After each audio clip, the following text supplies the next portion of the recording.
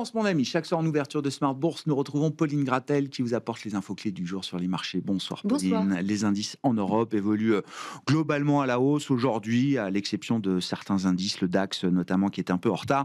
Mais tous, en tout cas, vivent au rythme des résultats d'entreprise. Oui, et aux États-Unis, les indices ont ouvert en hausse mesurée. Juste un mot du pétrole avant les résultats. Les États-Unis ont sanctionné les plus grands exportateurs de pétrole russe. Le prix du baril de Brent grimpe de 5% au-delà de 65 dollars, entraînant le secteur pétrolier en bourse.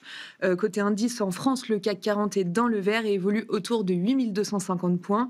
Une dizaine de composantes de l'indice parisien ont livré leur compte du troisième trimestre. Allons-y donc avec ces résultats salués pour commencer, et ceux de Kering notamment. Oui, le titre s'envole en tête du CAC 40 en hausse de plus de 10% au cours de la séance et au plus haut depuis avril 2024. Le chiffre d'affaires au troisième trimestre est en recul de 10% en données publiées, mais c'est supérieur aux attentes des analystes. Pour Gucci spécifiquement, le chiffre d'affaires recule de 14% sur la période. À l'inverse, parmi les grandes déceptions du jour, on trouve Dassault Systèmes. Le titre plonge de plus de 15% après une publication jugée décevante. Le chiffre d'affaires est bien inférieur aux attentes et les perspectives de croissance pour 2025 sont revues à la baisse. Parmi les autres déceptions, ST Microelectronics plonge aussi de plus de 10%. Même si le résultat net repasse dans le vert, les ambitions de chiffre d'affaires pour le trimestre en cours ne sont pas à la hauteur. Il y a d'autres déceptions également, Pauline. Oui, à commencer par Carrefour qui cède près de 4%.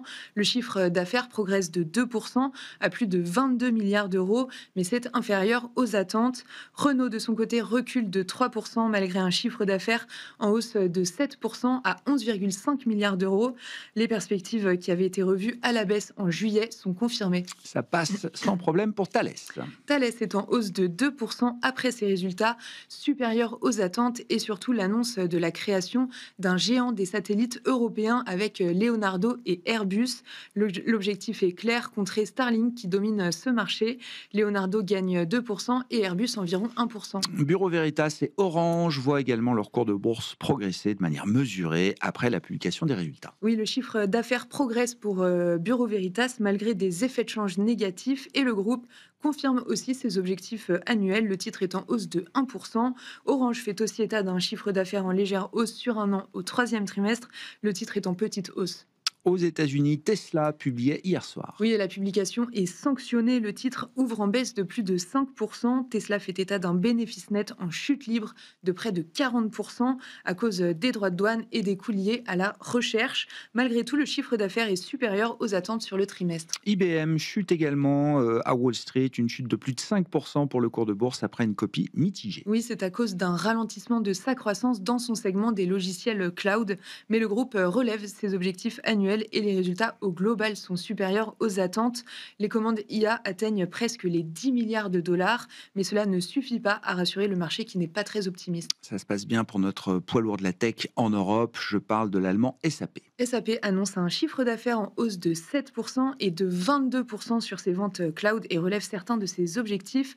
L'action est volatile. Après avoir été en hausse de 3%, elle cède désormais 2%. Et puis la fusée du jour est à chercher du côté du marché suédois avec Volvo Cars. Oui, le titre s'envole de 35% après la publication de ses résultats nettement supérieurs aux attentes. Le groupe a accéléré ses réductions de coûts, ce qui a eu pour effet de réduire considérablement les effets des tarifs douaniers, malgré le fait que ce soit l'un des constructeurs les plus exposés aux tarifs. Quel sera le programme de demain pour conclure cette semaine sur les marchés, Pauline? Ce soir, les investisseurs arbitreront les résultats de Accor, Vinci et Intel après la clôture. Côté Macron, on regardera évidemment l'inflation américaine de septembre qui avait été décalée à cause du shutdown. Et le shutdown, lui, se poursuit. Tendance, mon ami, chaque soir en ouverture de Smart Bourse avec Pauline Gratel.